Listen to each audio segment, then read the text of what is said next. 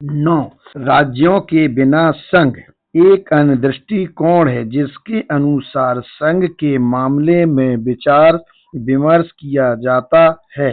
अब मुझे उस तर्क की जांच करनी चाहिए। यहाँ तर्क दिया जाता है कि संविधान स्वशासी प्रांतों का सृजन करता है। प्रांतों की स्वायत्तता का अर्थ स्वतंत्रता है और इसलिए ब्रिटिश भारत की एकता का खंडन होता है।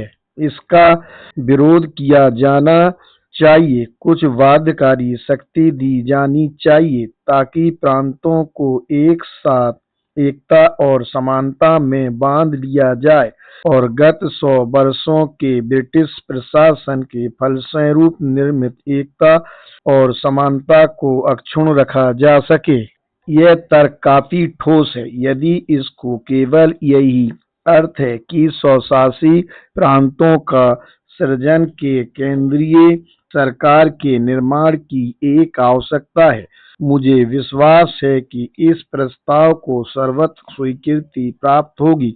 सभी गोलमेज सम्मेलनों में स्वर्गीय सर मोहम्मद इकबाल ही एकमात्र ऐसे प्रतिनिधि थे जिन्होंने केंद्रीय सरकार की स्थापना का विरोध किया था। अन्य सभी प्रतिनिधियों ने, चाहे वे किसी भी जाति व मत के क्यों न रहे हों, उनसे मतभेद व्यक्त किया।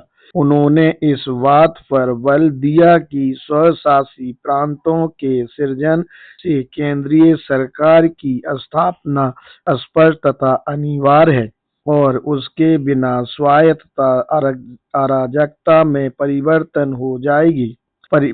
हो जाएगी। परंतु यह तर्क अपने वैधिक कार्यक्षेत्र से परे है। यह अखिल भारत के लिए केंद्रीय सरकार की स्थापना को न्याय संगत ठहराता है। ब्रिटिश भारत के लिए केंद्रीय सरकार की स्थापना को न्याय संगत ठहराने वाला यह तर्क समस्त भारत के लिए केंद्रीय सरकार को न्याय संगत बनाने के लिए प्रयोग किया जाता है और आपको इस प्रश्न पर विचार करना है कि क्या ब्रिटिश भारत में स्वशासी प्रांतों के निर्माण की दृष्टि से देशी राज्यों को सम्मिलित करते हुए समस्त भारत के लिए केंद्रीय सरकार को न्याय संगत कहा जा सकता है।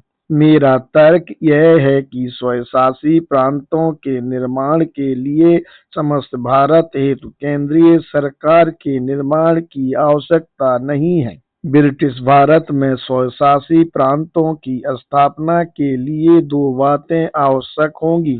एक, ब्रिटिश भारत के लिए केंद्रीय सरकार होगी और दो, केंद्रीय सरकार अपने स्वयं रूप में संघीय होगी तथा एकात्मक नहीं होगी। संघ का सार केंद्रीय सरकार और इकाइयों में विधि द्वारा विधायी और कार्यकारी शक्तियों के विभाजन अथवा आवंटन में विहित होता है। इकाइयों और केंद्र की शक्तियों को परिभाषित किया जाता है तथा उन्हें अलग अलग किया जाता है। उनमें से किसी को अधिकार नहीं होता कि वे दूसरों के कार्य में हस्तक्षेप करें। प्रांतों की स्वायत्तता का अर्थ है कि उनकी शक्तियों को परिभाषित किया जाता है और उनमें विहित किया जाता है। यदि प्रांतीय स्वायत्तता को वास्तविक बनाना है तो केंद्रीय सरकार की शक्तियों को भी सीमित किया जाना चाहिए, अन्यथा वह प्रांतों के क्षेत्र में हस्तक्षेप करने की स्थिति में होगी।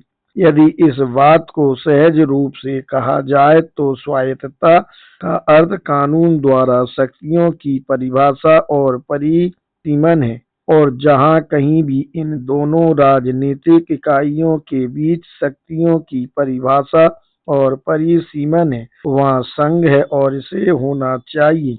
अब आप यह समझेंगे कि मैंने क्यों कहा था कि प्रांतीय स्वायत्तता की सभी मांगों का सार है कि ब्रिटिश भारत के लिए केंद्रीय सरकार का स्वरूप संघीय होगा। इससे अखिल भारतीय संघ न्याय संगत नहीं ठहरता। यह क्यों आवश्यक है कि सभी राज्यों को संघ में लाया जाए? अभी तक इस प्रश्न का उत्तर शेष है और वे सभी लोग इस प्रश्न का उत्तर देंगे जो इस अखिल भारतीय संघ को ब्रिटिश भारत संघ से अलग समझते हैं। जैसा कि मैंने बताया है कि यह आवश्यक है कि ब्रिटिश भारत के लिए केंद्रीय सरकार का स्वरूप संघीय होगा और इस तथ्य को संविधान द्वारा मान्यता दी गई है। अनेक व्यक्ति यह देखने में असफल हो गए हैं कि भारत सरकार अधिनियम 1935 दो अलग-अलग संघ स्थापित करता है। इनमें से एक संघ ब्रिटिश भारत के प्रांतों के लिए है और दूसरा संघ ब्रिटिश भारत के प्रांतों और देशी राज्यों के लिए है। यह बात आश्चर्यजनक है कि कई व्यक्तियों ने इस महत्वपूर्ण तथ्य की ओर ध्यान नहीं दिया। भारत सरकार अधिनियम दो संघों की स्थापना करता है और यह बात विवाद से परे है। यदि इसमें किसी को कोई संदेह है तो फिर उन्हें खंड 3 और खंड 13 को एक साथ तथा खंड 2 तथा खंड 3 को एक साथ पढ़ना चाहिए। खंड 2 और खंड 3 यह स्पष्ट करते हैं कि एक अखिल भारतीय संघ है और उस संघ का संविधान बताते हैं। खंड 3 और खंड 13 इस बात को बताते हैं कि राज्यों से अलग ब्रिटिश भारत के प्रांतों का एक संघ है और उस संघ का संविधान दिया गया है। खंड 13 का संबंध उन उपबंधों से है जो परिवर्ती कहलाते हैं और ब्रिटिश भारत योजना को संघ से कम नहीं बनाते, क्योंकि कानून कानून है, चाहे यह सीमित अवधि के लिए हो अथवा सार्वकालिक हो। यह अधिनियम ब्रिटिश भारत के प्रांतों के लिए संघ की स्थापना करता है और अखिल भारतीय संघ से भी इनकार नहीं करता। इन दोनों संघों के बीच क्या अंतर है? क्या संघ की विधायी शक्तियों में कोई अंतर है? इसका उत्तर नकारात्मक है। संघीय विधायी सूची एक जैसी बनी रहती है, चाहे कार्यशील संघ ब्रिटिश भारत संघ हो या अखिल भारतीय संघ हो। समवर्ती सूची भी एक जैसी रहती है, चाहे कार्यशील संघ पहला हो या दूसरा हो। क्या वित्तीय शक्तियों में कोई अंतर है? इसका उत्तर भी नकारात्मक है। कर निर्धारण की शक्तियां भी एक जैसी रहती हैं, चाहे वह अखिल भारतीय संघ हो अथवा ब्रिटिश भारत संघ। क्या संघ के न्यायिक संगठन में कोई परिवर्तन होता है? इसका उत्तर नकारात्मक है। संघीय न्यायालय की आवश्यकता अखिल भारतीय संघ और ब्रिटिश भारत संघ के लिए समान रूप से होती है। यह दोनों संघ किस प्रकार एक दूसरे से अलग हैं? इन दोनों में अंतर केवल एक ही दिशा में होता है।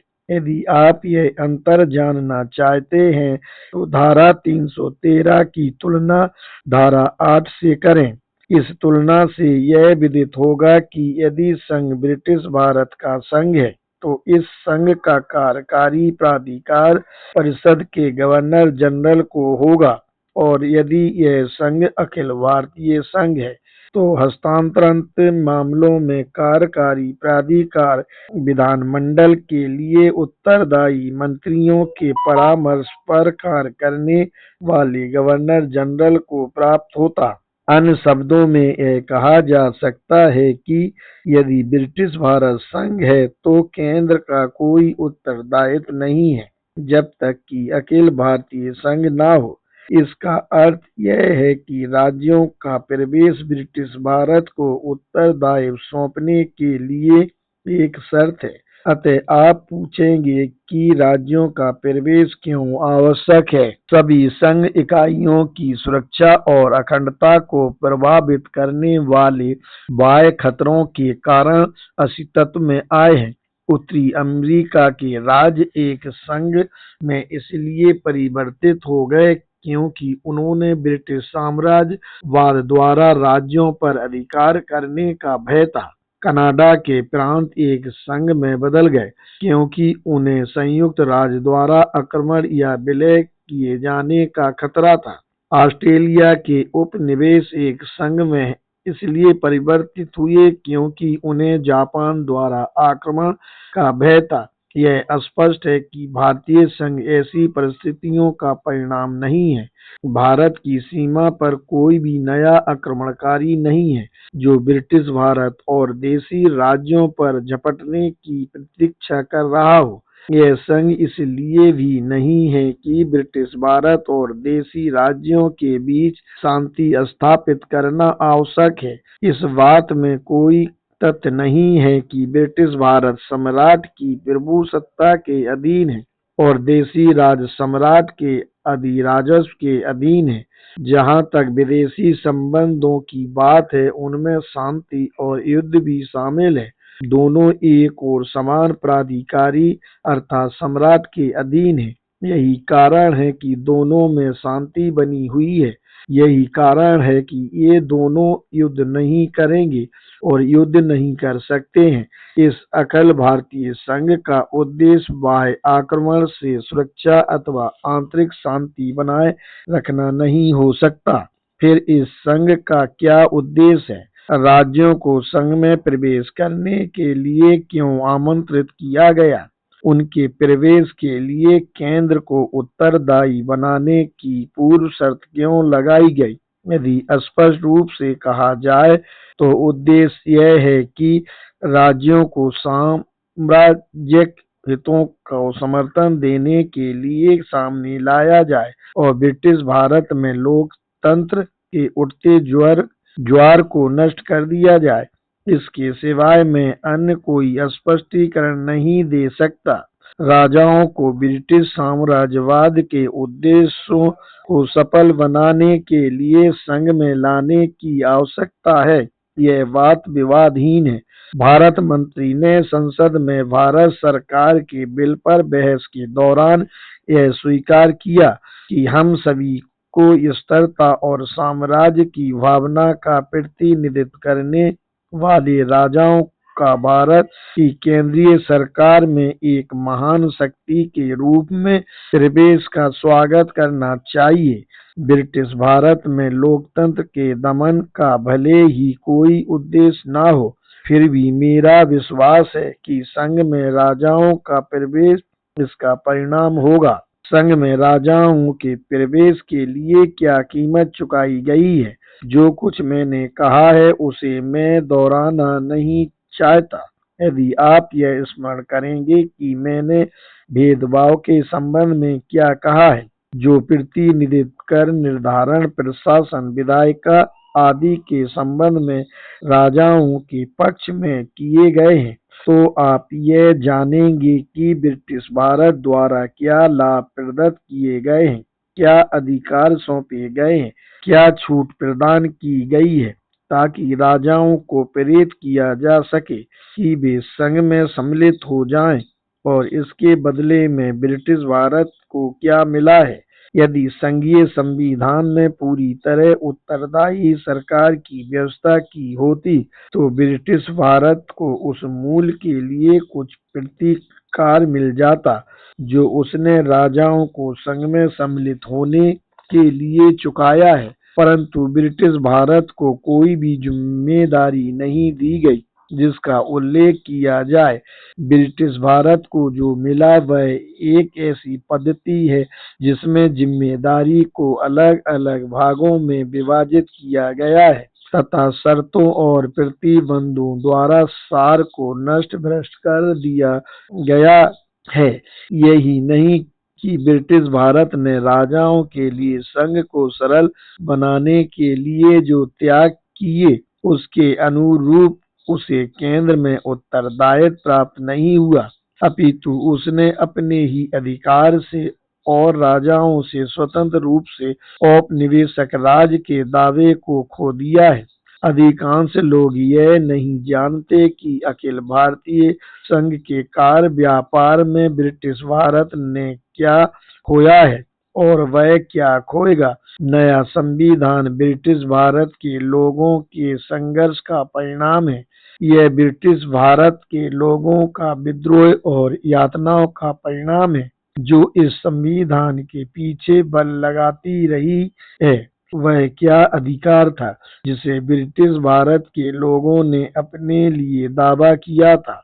जैसा कि मैंने कहा है कि उनका पहला दावा यह था कि ब्रिटिश भारत में एक श्रेष्ठ सरकार गठित की जाए। उसके बाद उन्होंने ब्रिटिश भारत के लिए उत्तरदायी स्वशासी सरकार का दावा किया। अंत में उन्होंने ब्रिटिश भारत के लिए औपनिवेशिक राज्य की मांग की।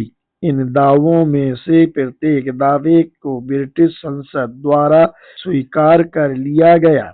1917 में ब्रिटिश संसद ने उत्तरदायी सरकार के लक्ष्य को स्वीकार किया। 1929 में अंग्रेजों ने औपनिवेशिक राज के लक्ष्य को भी स्वीकार कर लिया। अब इस बात पर बल देना चाहिए कि प्रत्येक समय पर जो दावा किया गया वह ब्रिटिश भारत के लोगों के नाम पर किया गया। प्रत्येक अवसर पर ब्रिटिश भारत के लोगों के संबंध में इसे स्वीकार किया गया। संघ के फलस्वरूप ब्रिटिश भारत की स्थिति क्या होगी? ब्रिटिश भारत की स्थिति यह है कि केंद्र में वे कभी भी कोई जिम्मेदारी प्राप्त नहीं कर सकते जब तक कि राजा लोग इस योजना के अंतर्गत नहीं आ जाते।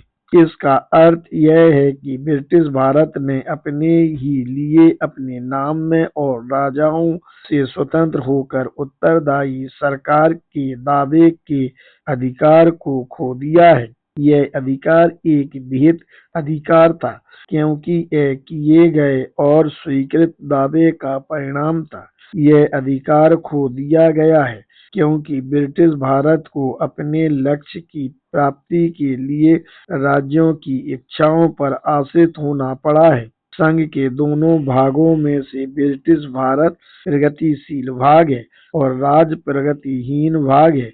प्रगतिशील भाग को प्रगतिहीन रथ के साथ बांध दिया जाना और उसके मार्ग तथा लक्ष्य को प्रगतिहीन भाग पर आधारित किया जाना इस संघ का सबसे दुखद पहलू है। इस त्रासदी के लिए आप अपने ही राष्ट्रीय नेताओं को दोषी ठहराएं। सौभाग्यवश मैं आपके राष्ट्रीय नेताओं में से नहीं हूँ। सबसे ऊंची पदवी जो मुझे मिली है वह अस्पृश्यों का नेता होना है। मैं यह भी देखता हूँ कि मुझे इस पदवी से भी वंचित कर दिया गया है। ठक्कर बापा महात्मा गांधी के बाएं हाथ है। मैं उन्हें उनका बायां हाथ इसलिए कहता हूँ कि वल्लभ भाई पटेल उनके दाएं हाथ हैं। ठक्कर बाबा ने कुछ ही समय पूर्व यह कहा था कि मैं महारों का ही नेता हूँ। वह मुझे बम्बई प्रेसिडेंसी के अस्पृश्यों का नेतृत्व भी देना नहीं चाहेंगे। ठक्कर बापा ने जो कुछ भी कहा वह द्वेषपूर्ण अथवा सतता के प्रेम से ओतप्रोत, इसकी मुझे कोई चिंता नहीं है क्योंकि राजनीति मेरे लिए प्रथम प्रेम नहीं है और न मैं राष्ट्रीय नेतृत्व को अपने जीवन का लक्ष्य मानता हूँ। दूसरी ओर जब मैं देखता हूँ कि आपके राष्ट्रीय नेताओं ने देश में कितनी विपदाएं उत्पन्न कर दी हैं, तो मुझे यह जानकर निश्चित रूप से राहत मिलती है कि मैं उन महान नेताओं की भीड़ में सम्मिलित नहीं हूँ। जब मैं यह कहता हूँ कि आपके राष्ट्रीय नेताओं में से कुछ नेता संविधान निर्माण के कार्य के लिए एकदम तैयार नहीं थे, तो मेरा विश्वास कीजिए वे संविधानों के तुलनात्मक अध्ययन के बिना ही गोलमेज सम्मेलन में शामिल हुए और उन्होंने उन समस्याओं के समाधान के लिए कोई भी प्रतिपादन नहीं किया जो उनके सम्मुख प्रस्तुत की गई। अन्य नेता निसंदेह इस समस्या के समाधान के लिए सक्षम थे, परंतु वे उन छोटे बच्चों के समान थे जिनमें संघवाद का आदर्श कूट कूट कर भरा हुआ था और उन्होंने इस बात की चिंता नहीं की कि वे जो निर्माण कर रहे हैं वह आदर्श संघ या संघ के नाम पर धोखा है। यह त्रासदी पूर्णतः गलत नेतृत्व के कारण उत्पन्न हुई। मैं नहीं जानता कि जो कदम उठाए गए हैं क्या वे वापस लिए जा सकते हैं और जो पराजय हुई है क्या उसे फिर से विजित किया जा सकता है? परंतु मेरा मत है कि यह बात ठीक है कि ब्रिटिश भारत के लोगों को यह जानना चाहिए कि उन्होंने क्या खोया है। उनका सपना ही संघ है और वे यह अधिकार रखते हैं कि अपने संघ के लिए उत्तरदायित्व की मांग करें। एक अन्य कारण से भी यह वांछनीय होगा कि संघ केवल ब्रिटिश भारत से ही बने। ब्रिटिश भारत और देशी राज्यों का संघ सद्भाव से कार्य नहीं कर सकता। ये ऐसे दो तत्व हैं जिनके बारे में मुझे विश्वास है कि वे ब्रिटिश भारत और देशी राज्यों के बीच संघर्ष उत्पन्न करेंगे। पहला तत्व ब्रिटिश भारत के प्रतिनिधियों और देशी राज्यों के प्रतिनिधियों की स्थिति में अंतर होने से उत्पन्न होता है। ब्रिटिश भारत के प्रतिनिधि स्वतंत्र होंगे, देशी राज्यों के प्रतिनिधि राजनीतिक विभाग के बंधुआ व्यक्ति होंगे। संघीय विधानमंडल में प्रतिनिधियों के दोनों वर्गों के अधिदेश के स्रोत अलग अलग होंगे। ब्रिटिश भारत के प्रतिनिधि मंत्रियों के प्राधिकार के विस्तार में लगे रहेंगे। राज्यों के प्रतिनिधि निश्चय ही मंत्रियों के विरुद्ध गवर्नर जनरल के प्राधिकार को समर्थन देंगे और उन्हें ऐसा करने के लिए प्रेरित किया जाएगा।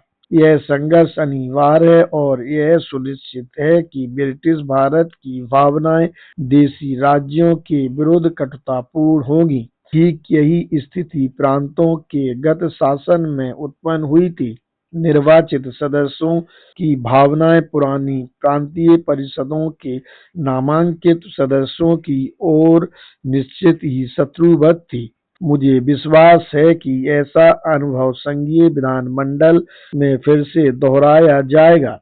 ऐसा ही होना स्वाभाविक है, जबकि सदन का एक भाग यह महसूस करता है कि सदन का दूसरा भाग उसकी इच्छाओं को निष्फल करने के लिए है और वह विधानमंडल के नियंत्रण के बाहर किसी शक्ति के औजार के रूप में कार्य कर रहा है। यह असंगति का एक तत्व है। असंगति का दूसरा तत्व संघ के अंतर्गत ब्रिटिश भारत के राज्यों की स्थिति में अंतर है।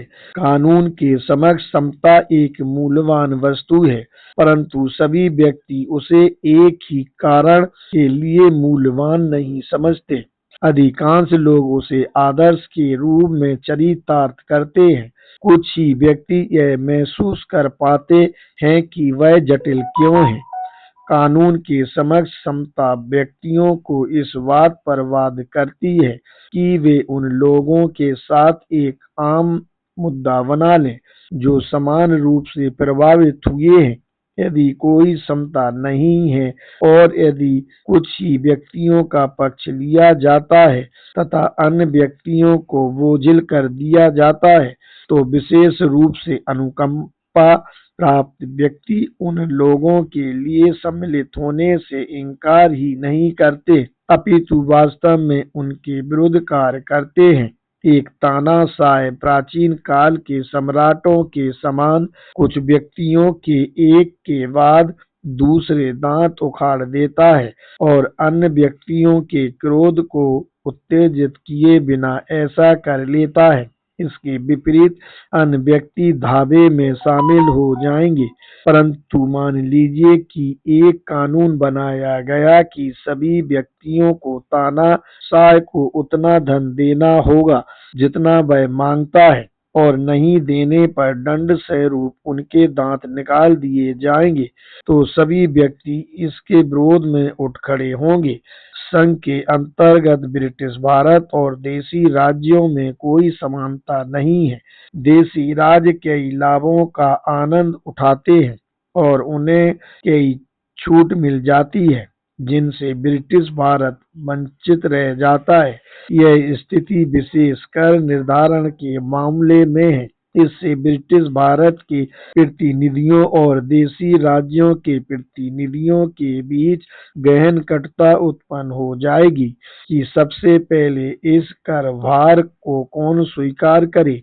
देश प्रेम उस समय गायब हो जाता है जब आप किसी की जेब में हाथ डालते हैं। और मैं इस बात से आश्वस्त हूँ कि राज्यों के प्रतिनिधि आम आदमी की आवश्यकताओं की तुलना में अपने वित्तीय हित को वरीयता देना चाहेंगे और इसके लिए विधानमंडल के प्रति कार्यपालिका को उत्तरदायी बनाना चाहेंगे। ब्रिटिश भारत और देशी राज्यों को एक ही विशाल भवन में स्थान देने का क्या लाभ है यदि वे दोनों एक दूसरे से लड़ते रहेंगे।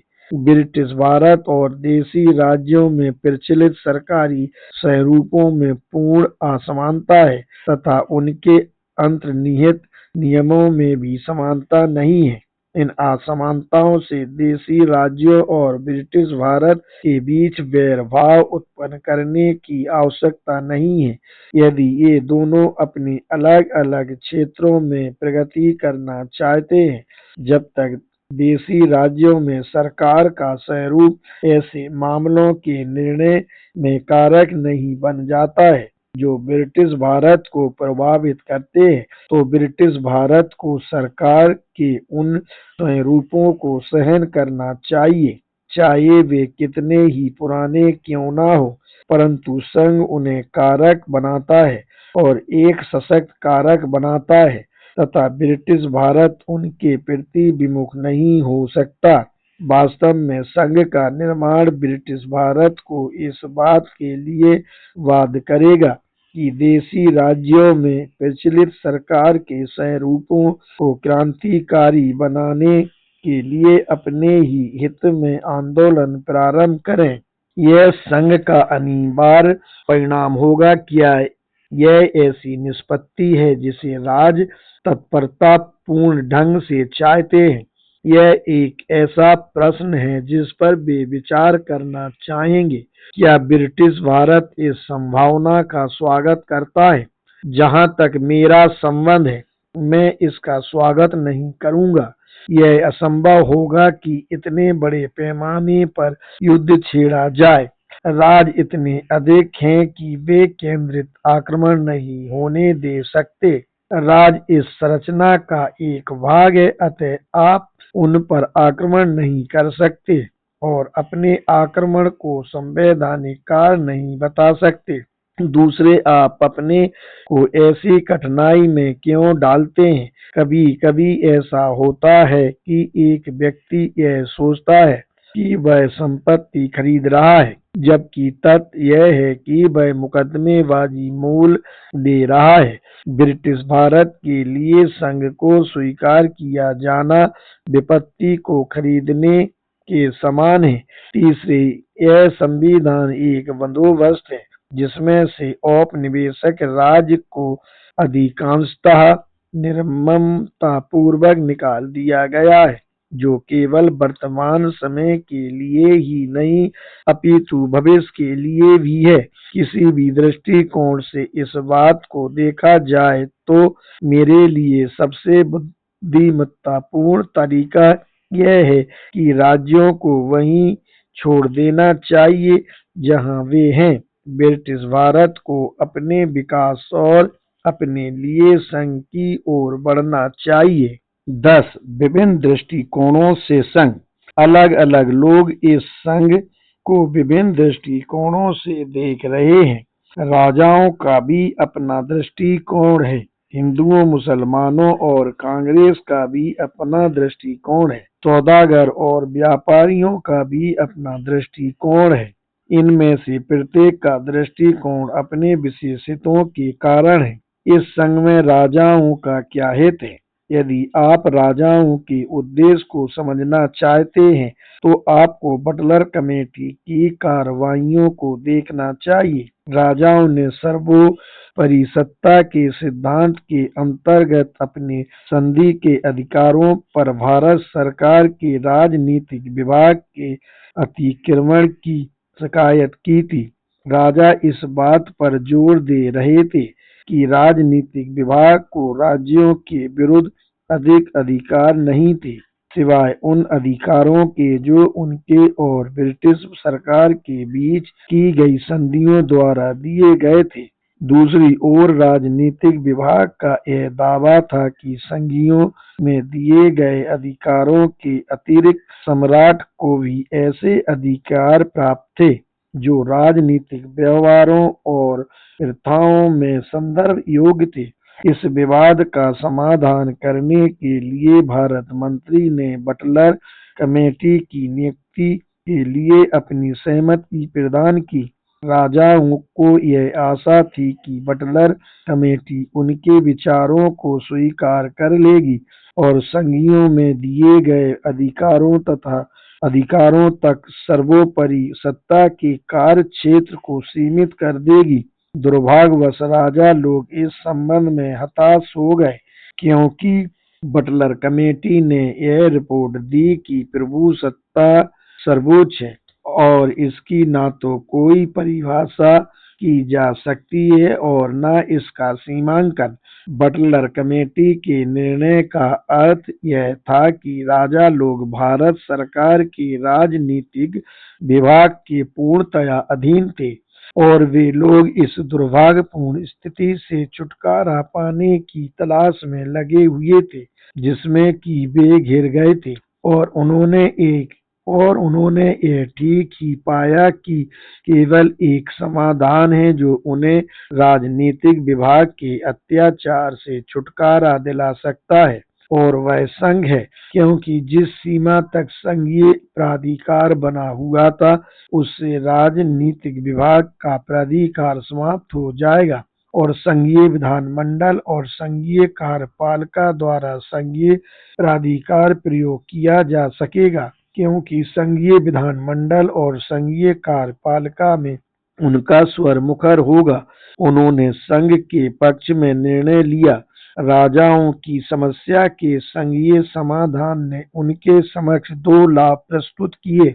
इनमें से पहला यह था कि राज्यों की ऐसी आंतरिक स्वायत्तता सुरक्षित होगी जिसके लिए वे अधिक व्यग्र थे, क्योंकि इकाइयों को संघीय बनाने का सार यह है कि उनके हाथों में सभी शक्तियां बनी रहें, सिवाय उन शक्तियों के जिन्हें उन्होंने स्वेच्छा से केंद्र को सौंप दिया है और जिन पर वे स्वयं भी किसी सीमा तक नियंत्रण करने के अधिकारी हैं। संघ का दूसरा लाभ यह था कि संघीय प्राधिकार के कार्य क्षेत्र तक प्रभु सत्ता समाप्त हो जाएगी।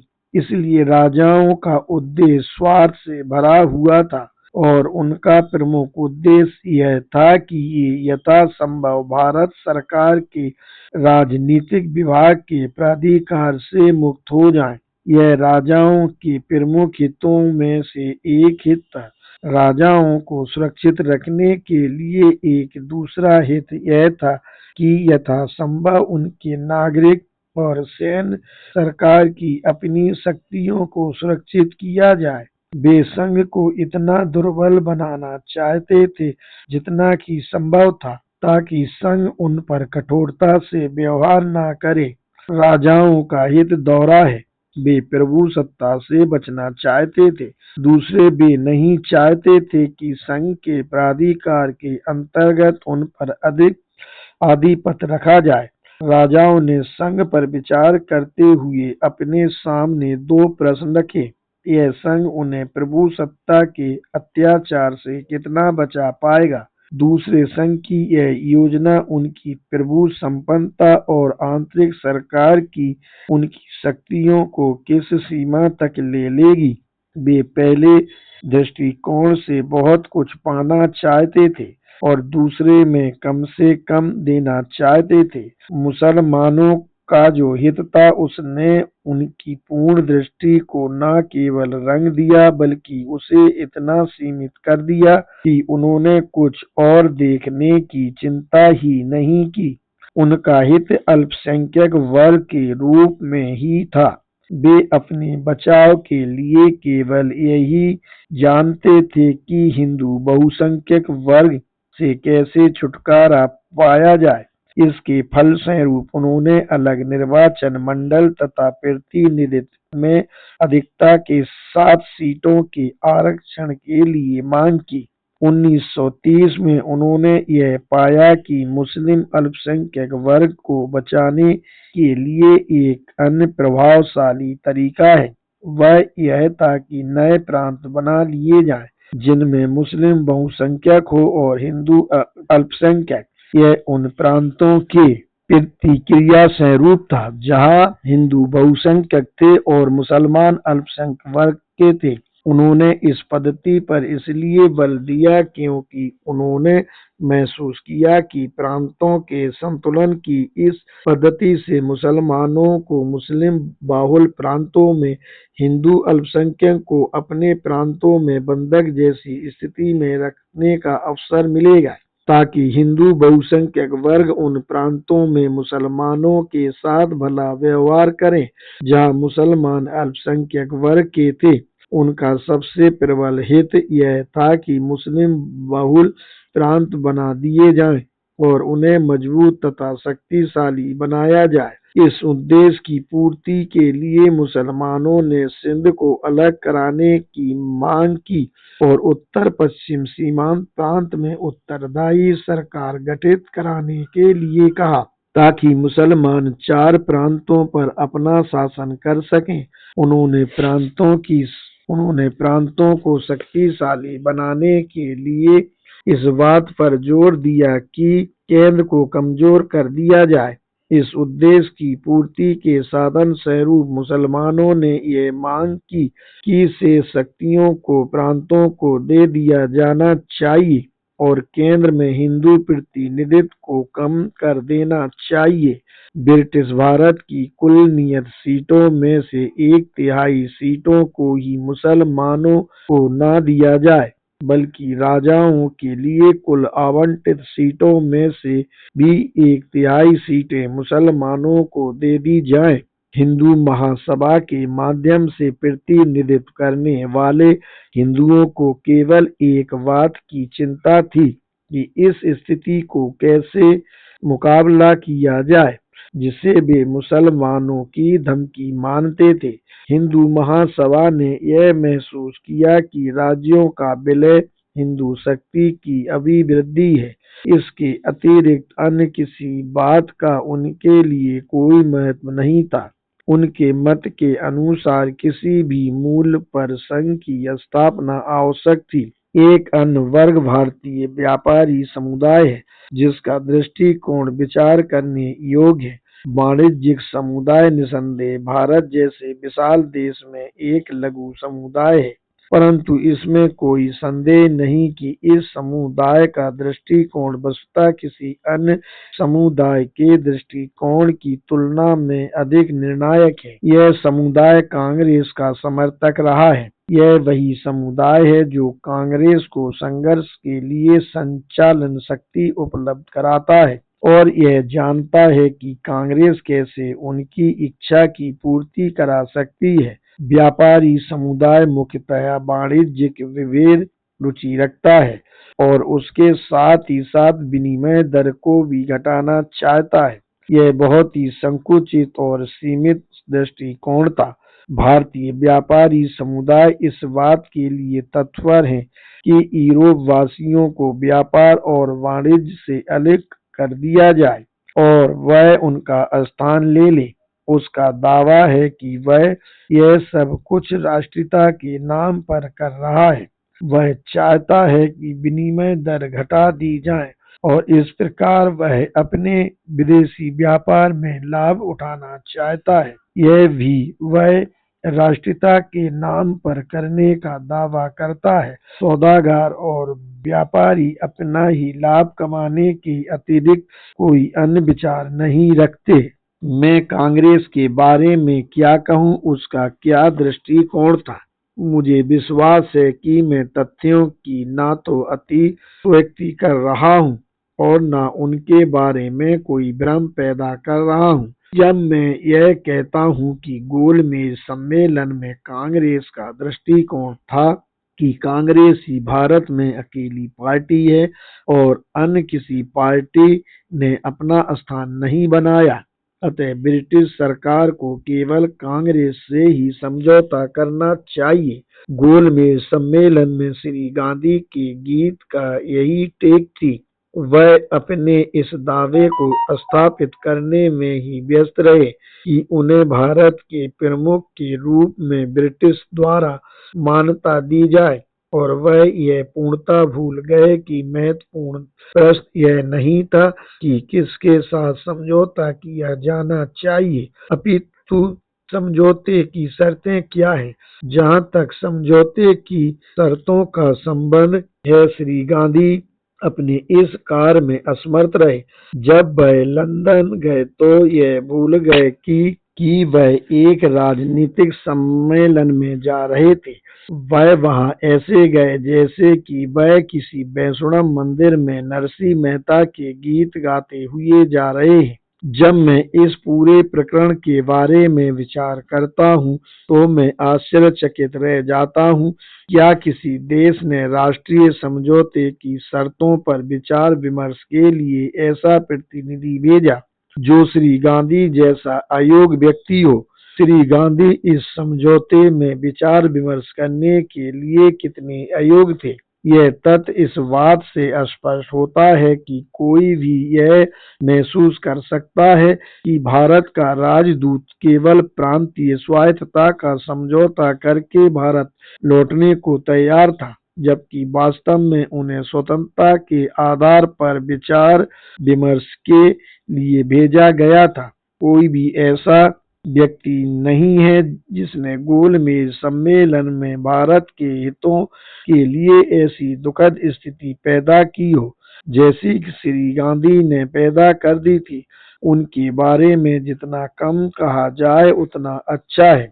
इन हितों में से प्रत्येक हित संघीय योजना से, जैसे कि आज संघीय योजना की स्थिति है, कितना संतुष्ट महसूस करता है, इसके बारे में मुझे कुछ नहीं कहना है। फिर भी कोई भी यह प्रश्न कर सकता है कि क्या केवल यही दृष्टिकोण है जिन पर यह निर्णय करने के लिए विचार किया जाए कि हम इस संघ का क्या करेंगे? मैं दृढ़तापूर्वक कहता हूं कि ऊपर बताए गए दृष्टिकोणों के अलावा अन्य दृष्टिकोण भी हैं जिनकी ओर ध्यान दिया जाना चाहिए। स्वतंत्र व्यक्ति का भी दृष्टिकोण होता है, गरीब आदमी का भी दृष्टिकोण होता है। वे संघ के बारे में क्या कहना चाहते हैं, संघ की व्याख्या में इन लोगों की बात नहीं कही गई है। फिर भी ये ऐसे लोग हैं जिनका इस सबसे गहन संबंध है। क्या स्वतंत्र व्यक्ति यह आशा कर सकता है कि संघीय संविधान उसकी स्वतंत्रता में एक अवरोध नहीं होगा? क्या गरीब व्यक्ति यह महसूस करता है कि संविधान पुराने मूल्यों पर पुनर्मूल्यांकन करने योग्य उसे बना सकेगा? और जो विहित अधिकार हैं वे क्या घटाए जा सकेंगे? मुझे इसमें कोई संदेह नहीं कि यदि यह संघ अपने अस्तित्व में आता है तो स्वतंत्र व्यक्ति के लिए यह अनवरत चलने वाला संकट हो जाएगा और गरीब व्यक्ति के मार्ग में रोड़ा बन जाएगा। ऐसी स्थिति में क्या स्वतंत्रता हो सकती है? यदि आपको राजाओं की निरंकुशता के अधीन रहना हो, क्या बेहतर आर्थिक सुधार हो सकेंगे? जब वित्तीय चैम्बरों के अपने ही हित में वेत अधिकार हों और जब संपत्ति को प्रभावित करने वाले कानून को प्रस्तुत करने के पहले और उसके पारित हो जाने के बाद दोनों ही स्थितियों में सरकार द्वारा स्वीकृति लेनी हो। 11 निष्कर्ष। शायद मैंने आपका इतना अधिक समय ले लिया जितना कि मुझे नहीं लेना चाहिए था। आप मुझे यह कहने की अनुमति देंगे कि इसमें पूरी तरह मेरा ही दोष नहीं है। एक कारण यह है कि विषय विशाल था जिसके लिए मुझे आपको अधिक समय तक संबोधित करना पड़ा। फिर भी मैं यह स्वीकार करता हूँ कि एक अन्य कारण भी है जिसने मुझे इस भाषण को कम करने के लिए प्रोत्साहित नहीं किया। आज हम ऐसे समय में खड़े हैं जहाँ प्राचीन युग समाप्त होता है और नए युग का श्री गणेश होता है। पुराना युग रनाडे, आगरकर, तिलक, गोखले, बादशाह सर फिरोज शाह मेहता, सुरेंद्र नाथ बनर्जी का युग था। नया युग श्री गांधी का युग है और यह पीढ़ी गांधी की पीढ़ी कहलाती है। यदि कोई व्यक्ति पुराने युग के बारे में कुछ भी जानता है और नए युग के बारे में भी कुछ जानता है तो मैं समझता हूँ कि इन दोनों में निश्चय ही अंतर है। नेतृत्व में पर्याप्त परिवर्तन आया है। रनाडे के युग में नेताओं ने भारत के आधुनिकीकरण के लिए संघर्ष किया था। गांधी के युग में नेता देश को पुरातन का जीवित नमूना बना रहे हैं। रनाडे के युग में नेता अपने विचारों और कृत्यों के सुधार के उपाय के लिए अनुभव पर आश्रित रहा करते थे। आज के युग में नेता अपने मार्गदर्शक की अंतरात्मा के स्वर पर निर्भर करते हैं। उनकी विचार पद्धति में ही अंतर नहीं अपितु बाह्य छवि से संबंधित उनके दृष्टिकोण में भी अंतर है।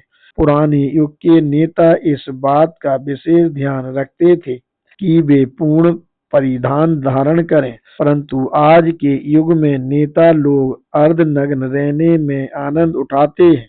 गांधी युग के नेता इस अंतर से भी भली भांति अवगत हैं, परंतु अपने दृष्टिकोण और अपनी छवि से झेपने की बजाय दावा करते हैं कि गांधी का भारत रनाडे के भारत से अधिक श्रेष्ठ है। उनका कहना है कि श्री गांधी का युग उत्तेजना और आशा का युग है, जबकि श्री रनाडे का युग ऐसा नहीं था। रनाडे युग और गांधी युग दोनों में ही जो व्यक्ति रहे हैं वे स्वीकार करते हैं कि उन दोनों युगों में अंतर है। इसके साथ ही वे इस बात पर भी बल देना चाहेंगे कि यदि रनाडे का भारत कम उत्तेजित था तो वह अधिक ईमानदार था। यदि रनाडे का भारत कम आशा रखता था तो वह अधिक प्रबुद्ध था। रनाडे युग ऐसा युग था जिसमें पुरुष और महिलाएं अपने जीवन के तथ्यों के अध्ययन और जांच करने में गंभीरता से व्यस्त थे। और इससे भी अधिक महत्वपूर्ण बात यह है कि रूढ़िवादी जन समूह के विरोध में उन्होंने अपने जीवन और चरित्र को ऐसा स्वरूप दिया जो उस दृष्टिकोण के अनुसार था जिसे उन्होंने अनुसंधान के फलस्वरूप प्राप्त किया था। रनाडे के युग में राजनीतिक और विद्यार्थी के बीच में संबंध विच्छेद नहीं था, जैसा कि गांधी युग में पाया जाता है। रनाडे के युग में यदि कोई राजनीतिक विद्यार्थी नहीं था तो उसे अवांछित व्यक्ति माना जाता था, चाहे उसे खतरा न समझा जाए। श्री गांधी के युग में सीखने की प्रवृत्ति को यदि ये नहीं समझा जाता है तो निश्चय ही उसे राजनीतिक की आवश्यक युक्ता नहीं माना जाता है। मेरे विचार से इसमें कोई संदेह नहीं है कि गांधी युग भारत का अंधकार युग है। यह ऐसा युग है जिसमें लोग भविष्य में अपने आदर्शों को फलीभूत देखने की बजाय पुरावशेष की ओर लौट रहे हैं। यह ऐसा युग है जिसमें लोगों ने अपने बारे में विचार करना बंद कर दिया है और चूंकि उन्होंने विचार करना बंद कर दिया है इसलिए उन्होंने अपने जीवन के तथ्यों का अध्ययन और उनकी जांच करना भी बंद कर दिया है। अनभिज्ञ लोकतंत्र के भाग के बारे में विचार करना सोचनीय है, क्योंकि ऐसा लोकतंत्र विद्वता और अनुभव द्वारा दिखाए गए मार्ग का अनुसरण नहीं करता है और रहस्यवादियों तथा महत्वाकांक्षियों के अंधकारपूर्ण मार्ग में टटोल कर चलना पसंद करता है। मैंने यह विचार किया कि संघीय योजना की केवल विवरणात्मक रूपरेखा देने से कहीं अच्छा है कि इस युग का मूल्यांकन किया जाए। इसको ऐसे उपचार की आवश्यकता है जो पूर्ण होते हुए भी लंबा नहीं है, जो सही होते हुए भी हठधर्मी नहीं है, ताकि इसको संघीय योजना के उद्घाटन से उत्पन्न होने वाले खतरों के प्रति सचेत कर दिया जाए। यही कार्य है जिसे मैंने अपने भाषण को तैयार करने में विचार बिंदु बनाया है। क्या मैं इस कार्य में असफल या सफल रहा यह बात आपके सोचने समझने और कहने के लिए है।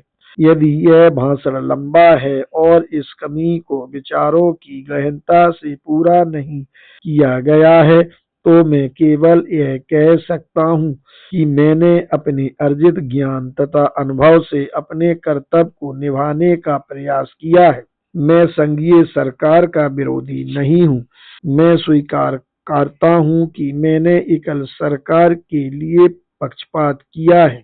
मेरा विचार है कि भारत को इसकी आवश्यकता है, परंतु मैं यह महसूस करता हूँ कि संघीय सरकार अनिवार्य है यदि प्रांतीय स्वायत्तता दी जाती है, परंतु मैं भारत सरकार अधिनियम में दी गई संघीय योजना से अधिक भयभीत हूँ। मैंने पर्याप्त कारण देकर अपने विरोध का औचित्य सिद्ध किया है। मैं चाहता हूँ कि आप सभी इस बात की जांच करें और अपने निष्कर्षों पर पहुंचें। फिर भी हमें यह महसूस करना चाहिए कि प्रांतीय स्वायत्तता का मामला संघीय योजना से कहीं भिन्न है। मैं उन लोगों से दो बातें कहना चाहता हूँ जो ये विचार करते हैं कि संघ स्वीकार कर लिया जाना चाहिए। यदि गवर्नर जनरल उन्हीं आधारों पर यह आश्वासन दें, जैसा कि गवर्नरों द्वारा विचार किया गया था, कि वे अपने विशेष उत्तरदायित्वों में अपनी शक्तियों का प्रयोग नहीं करेंगे। सबसे पहले मैं इस बात से आश्वस्त हूँ कि गवर्नर जनरल इस प्रकार का आश्वासन नहीं दे सकते, क्योंकि वह सम्राट के हित में ही इन शक्तियों का प्रयोग नहीं करते, अपितु राज्यों के हित में भी इन शक्तियों का उपयोग करते हैं। दूसरे, यदि उन्होंने ऐसा किया तो इससे संघीय योजना की प्रकृति में परिवर्तन नहीं हो सकता। जो व्यक्ति यह सोचते हैं कि नामांकन से निर्वाचन तक राज्य के प्रतिनिधित्व की पद्धति में परिवर्तन संघ को कम आपत्तिजनक बनाएगा, उनसे मैं यह कहना चाहता हूँ कि वे मामले के विवरण की ओर अधिक ध्यान दे रहे हैं, जबकि यह मामला आधारभूत है। हमें इस बात पर ध्यान देना चाहिए कि आधारभूत क्या होता है और आधारभूत क्या नहीं होता। इस बारे में कोई भूल नहीं होनी चाहिए और इस बारे में कोई भ्रम नहीं होना चाहिए। हमने इन दोनों स्थितियों के बारे में पर्याप्त जान लिया है। असली प्रश्न उत्तरदायित्व का विस्तार और उसकी समृद्धि का है। क्या यह संभव है? यही मूल प्रश्न है। हमें यह भी महसूस करना चाहिए कि प्रांतीय स्वायत्तता से चिपके रहने और केंद्र में उत्तरदायित्व के प्रश्न को लटकाए रखने से कोई लाभ नहीं है। मैं इस बात से आश्वस्त हूँ कि केंद्र में वास्तविक उत्तरदायित्व के बिना प्रांतीय स्वायत्तता सारहीन है। हमें अपने दृष्टिकोण पर बल देना चाहिए। इस संबंध में विचार विमर्श करने के लिए यह उचित स्थान नहीं है। यदि मैंने आपको इस संघीय योजना के खतरों के बारे में सम्यक विचार देने में सफलता पाई है, तो यह पर्याप्त है।